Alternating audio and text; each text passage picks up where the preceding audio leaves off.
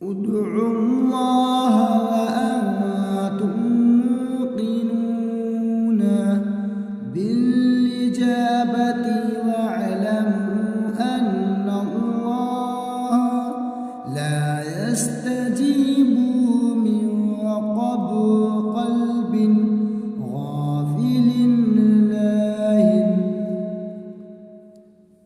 عاجزی و انکساری، عاجزی و انکساری، دعا کرتے وقت عاجزی اور انکساری کا اظہار کرنا چاہیے.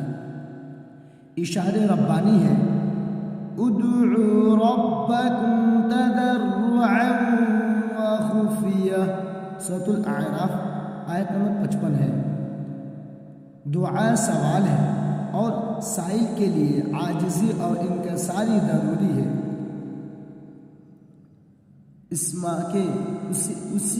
اسی کے ساتھ اپنے قصوروں کا اعتراف، آئندہ کے لیے اس سے اجتناب کا عہد اور توبہ ندامت بھی ہونی چاہیے. دعا سے قبل اللہ تعالیٰ کی حمد و ثنا کرنی چاہیے اور رسول اللہ صلی اللہ علیہ وسلم پر درود سلام بھیجنا چاہیے. ترمذی شریف کا حدیث ہے. دعا میں اپنی بہترین اعمال کا واسطہ دینا چاہیے. بخاری شریف کا حدیث ہے. دعا کرتے وقت قبلہ رخ اور دو زانوں بیٹھنا چاہیے. اللہ کے اسماء حسنہ کے ساتھ دعا مانگنی چاہیے. اللہ سے دعا مانگو تو دعا کی قبولیت پر یقین رکھو، کیونکہ اللہ تعالی غافل لاپرواہ دل کی دعا قبول نہیں کرتا.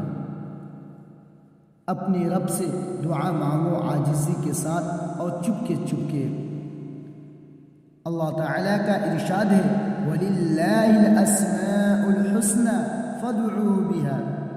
امید کرتا ہوں یہ ویڈیو آپ کو اچھا لگا اور سمجھ بھی آ گیا ہوگا کن چیزوں سے دعا مانگا جاتا ہے اور دعا مانگنے کے کیا آداب ہے، کن چیزوں کی ضرورت پڑتی ہے دعا مانگنے کے لیے. اور آپ کے سامنے حدیث شریف کا بھی ہے اور قرآن کی آیت بھی ہے.